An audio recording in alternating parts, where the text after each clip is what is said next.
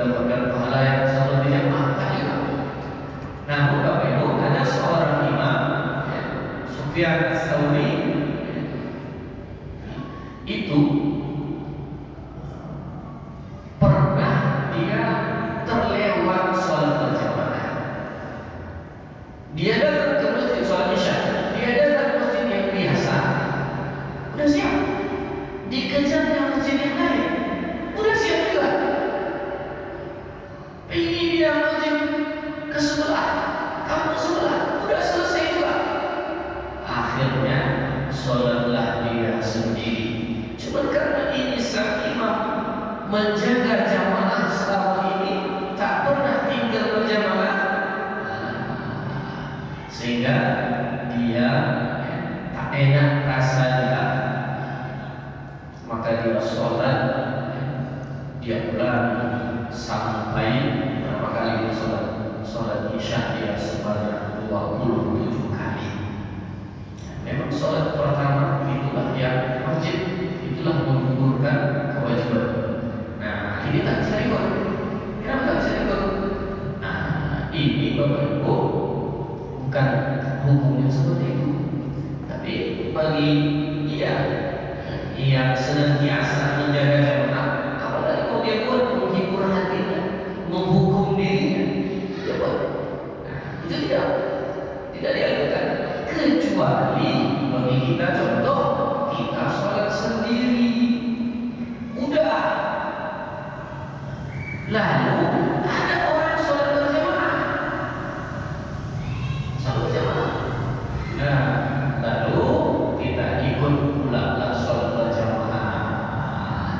Jadi kita sholat sendiri, itulah sholat wajib, udah gugurlah kewajibannya.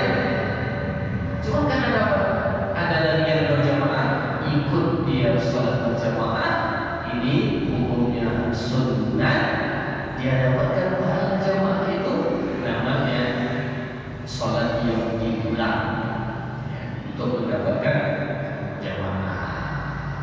Bapak Ibu, kadang-kadang ada orang sholat dia di rumah isya, malamnya habis isya baru datang dia ke masjid, mau pengajian setelah isya, sampai di masjid masih sholat berjamaah.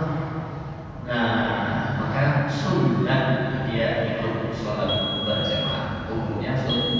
Wallahu a'lam bishawab. Kita lakukan syarat sah mengikut imam pada pengajian. Ada pertanyaan barang satu? Sedikit silakan. Kalau diperjelas mengenai apa ini, Ustaz? Mengenai imam yang fasik tadi, Ustaz. Ya.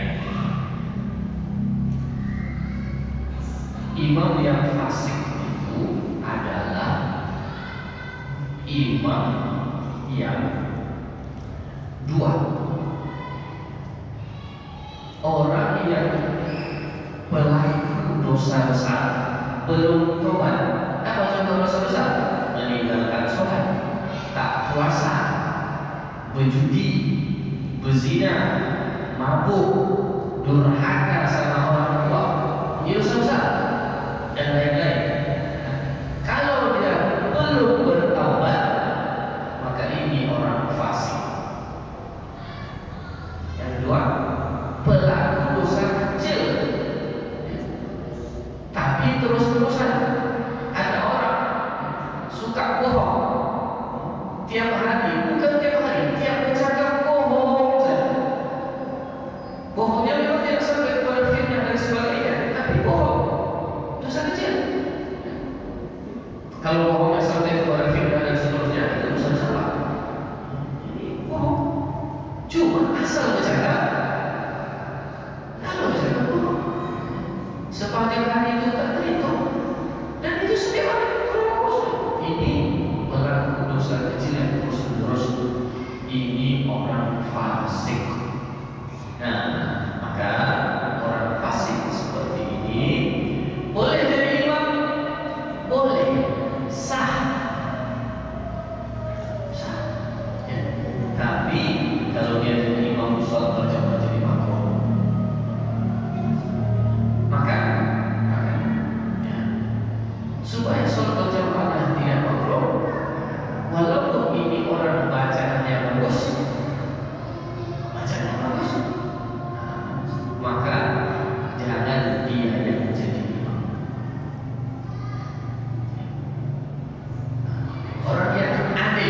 istilahnya itu adil. Adil itu apa? Bukan pelaku dosa besar atau pelaku dosa besar yang sudah bertobat, dan bukan orang yang terus-terusan berbuat dosa kecil setiap saat. Nah, ini namanya orang adil. Nah, inilah yang jadi imam. Tapi sekali lagi Bapak Ibu, ya, sholatnya tetap sah, cuma makruh berjamaah. Jadi gini Ustaz, itu ada imam misalnya contohnya tadi yang jadi Ustaz udah jelas kan.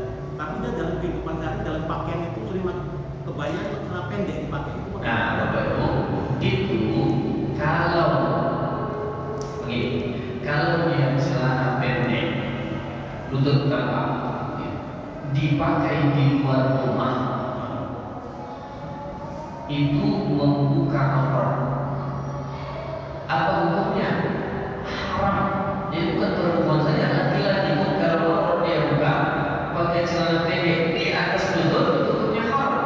Kalau setiap saat, setiap hari begitu di luar rumah hukumnya, maka berarti dia memang melakukan dosa kecil, tapi tiap hari berarti fasik.